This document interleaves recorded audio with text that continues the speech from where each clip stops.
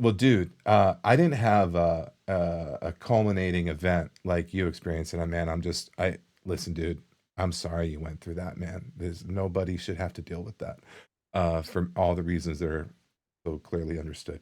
Um, I didn't have like a culminating event like that. I just had like a lot of like abandonment issues as a kid. As I told you, I was raised by my grandparents because my mom couldn't do it and my dad couldn't do it, right? Dad tried, mom couldn't. She wasn't unable to try. Uh and I'm hanging out with my dad one day and I'm probably like 4 or 5, maybe 6, I don't know. And dad would come in and out of my life every couple years, every couple months, and then be gone like after a weekend because he's just so mismanaged in his alcoholism and all of his hangups from what his father did to him that he was never able to, he only, exasperated. Um, anyways, I'm at his house and he's got friends over, which I don't, he must have been so nervous to have friends over. Maybe they were his roommates. I don't even know.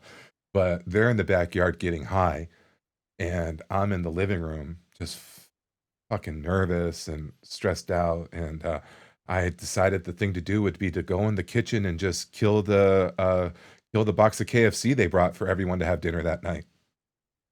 And so you're not alone in in any of what you said, but I know that thing where you have that that when I think that's the best of my memory. The first time I ever binged, and Wow. yeah, so and I was just a kid, and it was my therapist. You Yeah. know what I mean? Yeah. So No. yeah, man, dude, the Yeah. food is wicked. It can be at least. I mean, and then some people make big rules like I don't eat after 4, or I don't eat anything that's got bread in it, or I don't eat this, or I don't and people do build rules to try to find abstinence within their food troubles, but they're all just sort of imaginary lines in the sand because like you said, we have to eat, we have to eat. Mhm, mhm. So it's a hard one to shake, I think. I think it's a hard Yeah. one to Yeah. shake. Um, but here you are, you're back with your church. Your people are seeing your success. You're kind of left alone with your emotions because you Mhm. realized your emotions, you still can't, even though you're looking slick, people are giving you attaboys, you still dealt with your own emotions. How did you start going? Was it really that much of a light switch for you once you started letting go of your past? It was just you didn't need the comfort that good food gave you at some point, or how did you keep progressing? I mean, because let's just deal with the elephant in the room. You've lost a tremendous amount of weight. You've lost like 200 pounds in a pretty brief period of time, and you seem to have changed your life. Where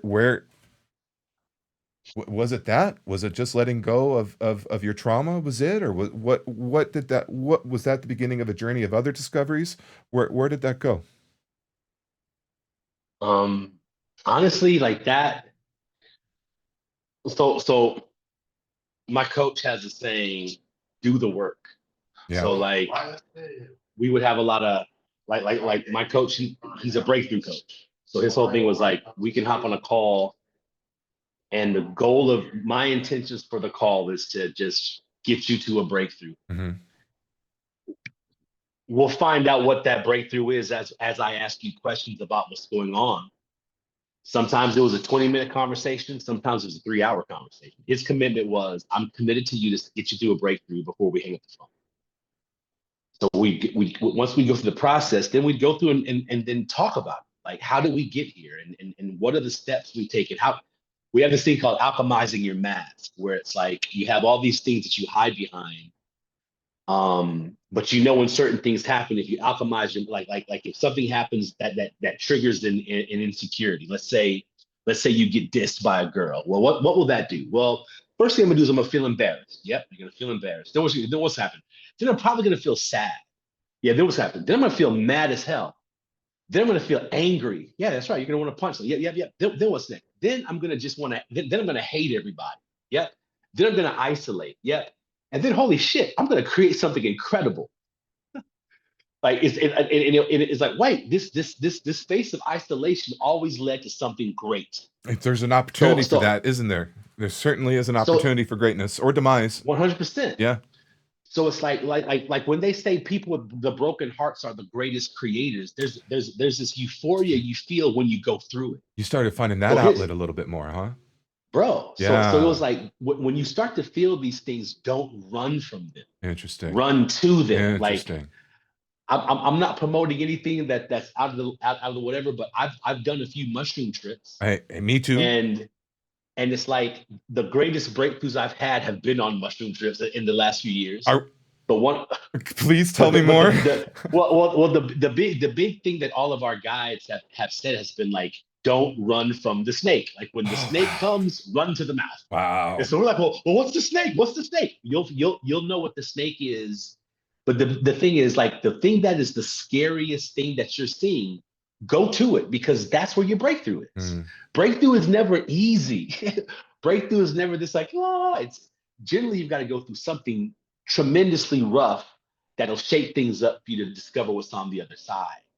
And so I'll be honest, like I've literally just taken those approaches and really it's repetition. Like I mm, wait, like there I journal. Now I don't journal the same way I do back as I did back then, mm, but I still wake up and I go through what is possible for today. wow. Who am I? Like I am a confident, creative, courageous man. That's who I am. Wow. Good, man. Good for Those you, are my dude. I am That's statements. for you So to have every such a day I clear remind purpose of your myself. identity. Good for you, dude. But let me tell you, this has just been it's like when we first discovered these I am statements, I didn't believe it. I believed I was creative, but it's like it's almost like when a challenge comes, who are you? I'm courageous, I'm creative, I'm caring. And like I'm confident. Wow. This is who I am. So now if this is who I am, how do I perform right now? How does a courageous man perform in this moment? That's what I say I am. So it's like I started challenging and putting my I am statements to the test. And one thing I did from a health standpoint, I'm like, I'm healthy, I'm in shape, I make smart decisions with my food, and I'm an active, loving person, even Wow. when I was at my heaviest. That's what I Wow. told myself. So That's now it's cool. like, how does that person perform now? Mm-hmm. One of my Right. mentors says, if you want to be a multimillionaire, you don't journal about becoming a multimillionaire. You write from the perspective of I am a multimillionaire, and here's what I do. Mm, Here's how I remain a multimillionaire. Here's how I got here. Here's and you show up to your world as who you want to be right now. You don't wait. If you wait to get there, there's never gonna come. Because what you said at the beginning, there is never on the way. right. There has to be here. Yeah, exactly. And I Yeah, a discovered that million percent, dude. A million percent. Yeah. right here, Yeah. right now, this is who I am. Yeah. And it's crazy. This was crazy, bro. Like it was nuts. I remember I posted a video recently when I was fat, talking this believe it in your I head saw stuff. that. And I If I and didn't bro, like, here's I what's apologize. I don't like every video all the time. Not because I don't love your creativity. I just feel like people would think it's weird if I just like down the train. I I'm not saw that tripping on video that. though. It's a Like great video. here, It was a great bro, video. here's what's crazy about that video is I remember the night I said it, like in the event we were doing these things called the meetup, me and my mastermind group. We would invite entrepreneurs out. We'd have these big Wow, moments. And so that's cool. like it was my moment to talk, and that's where I landed. And I just remember I felt like looking Wow. and scanning the room, there were some people that were like, yeah, I feel what you're saying. Then there are some people like, Negro, you're the fattest guy in the room still. What are you talking about? Man. And so it's like, bro, I kept receipts. Like, no. Yeah. I decided that 3 years ago. Yeah. And Yeah. I've been living as that guy in my head. And now, 210 pounds later, Yes. that guy is the guy that's up here is now becoming the guy out here. And Yes. so it's like you've got to commit. And I think the work is committing to who you want to be now Well, the body and chases the mind. deciding, The body just chases the bro, mind. So, I mean, that's bro, really in anything, probably, right? The financial health, any health, just emotional health. It chases your intention. It chases. Yeah, that's good, dude. That's good. they say art imitates life, and I feel that life is in our heads and Yeah. in our heart, and art is our body. Yeah. Art is the world we create, and it's like, so you can never change your mind from the physical. It doesn't work that way. You can distract your mind with the physical, but eventually the mind's going to win.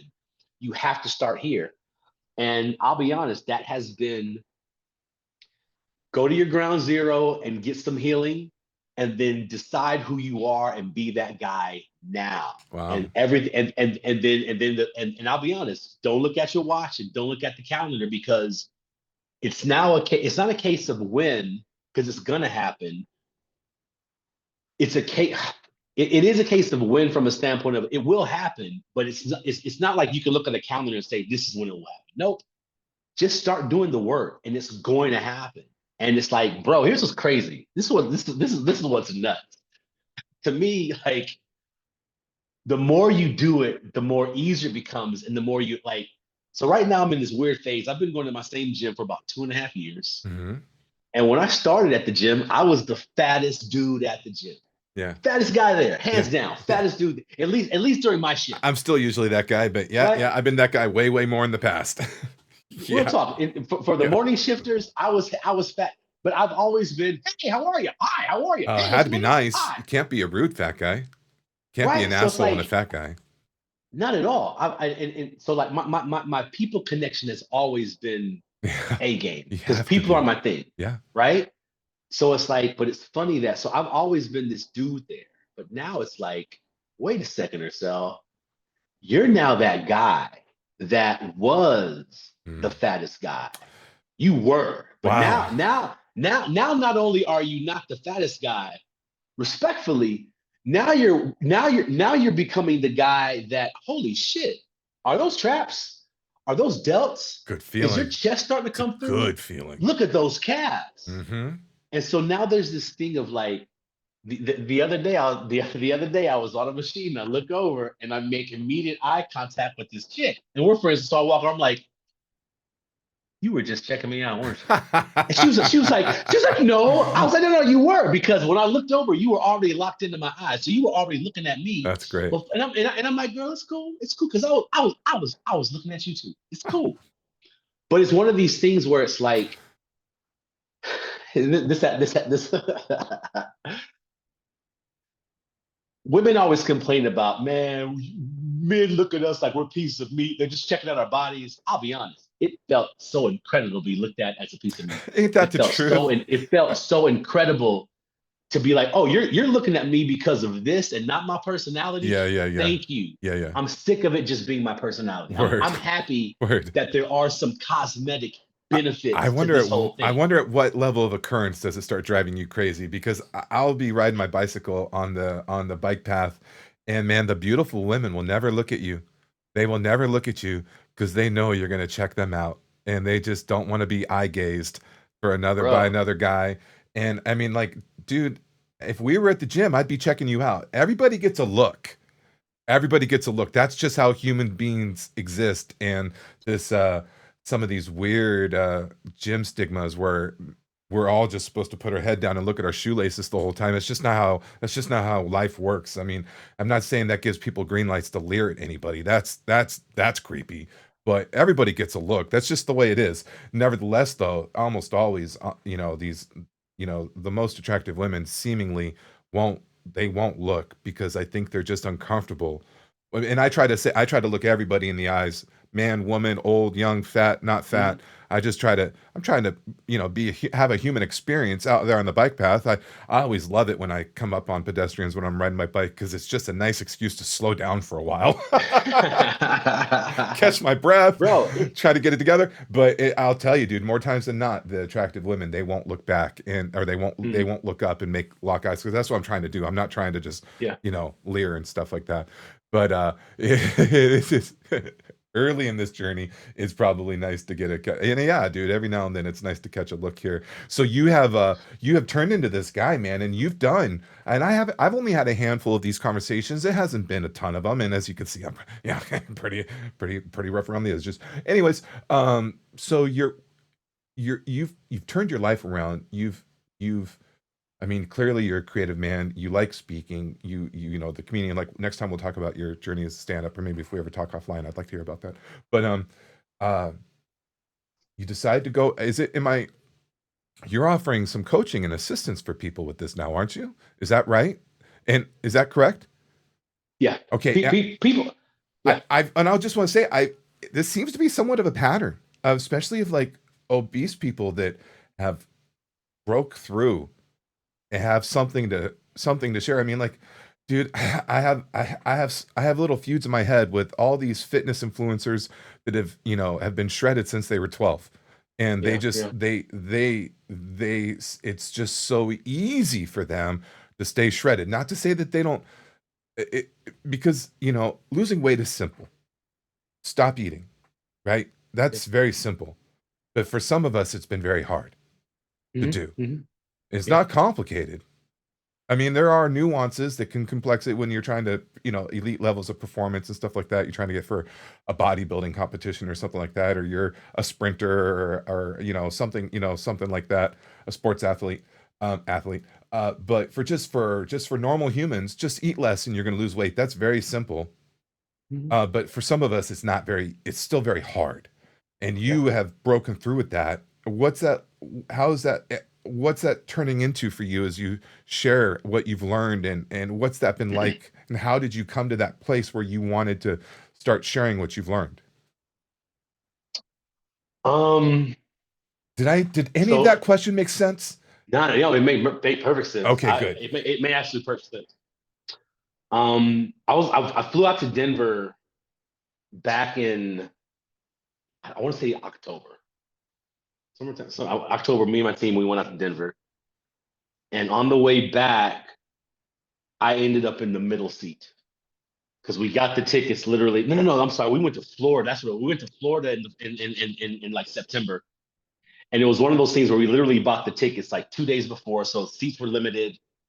On the way back, I end up in the middle seat, and for the first time, both armrests were down. Your boy had space. Nice. Russell, Oh my God. let me tell you something, bro. Like, Oh, oh, there's mm. nothing cooler. There's nothing cooler. I'll be honest. Like, I used to have this joke whereas I have the ability to make people pray on sight. People see me, but this only happens in one place: the aisle of the airplane. Have I seen that When somewhere? Have I I seen you online before? Because I swear I've seen that somewhere. So someone's may have stole your bit, or I've seen you on YouTube from there's the past. I, there's a couple of my jokes that have made to movies. okay, There's a few comedians I will not name who I opened up for, and some of my lines have ended up in their movies. other conversation. Um, I want to hear about this though but sometime. it's like you walk on the plane and the stewardess immediately just says, "Here's your extension." Like it's like clockwork. It's like to the point where it's like a no look pass. Yeah, You yeah. know they know, but it's one of those things where now like I got on the plane and like, but here's the thing. So I get on the plane and at first they're like, it's going to be a full flight, so just go to your assigned seat, stay there. And usually when you're the fat guy, if there's empty whatever, they normally will start the accommodations from you and then work their way down. That's nice. Here's the truth, bro. I'm no longer the fat guy. You So don't. now it's like, That's crap, I'm that's just a cool. normal. That's cool though. That's I mean, it's cool. cool, but it's like if there's an empty aisle, I was like, shit, I really wanted that empty aile. But now it's like, A sorry, worthy blood, you can fit in the sacrifice. middle seat, A worthy right? sacrifice. Yes. Dude. But it's like that whole experience, it unlocked like, okay, this is bigger than just, Yeah. this is bigger than so much more than just cosmetic. This is really about, wow, there's a new fear that's been unlocked. There's a new anxiety that I no longer like now. I'm flying out to Maryland in a month to my nephew's graduation. I'm just gonna gamble it. I'm gonna go. I'm just gonna buy a ticket and say, you know what? Wherever they sit me on the plane, that's where I'm gonna sit. This Cool. will be my true test Yeah. because it's like I'm pretty confident.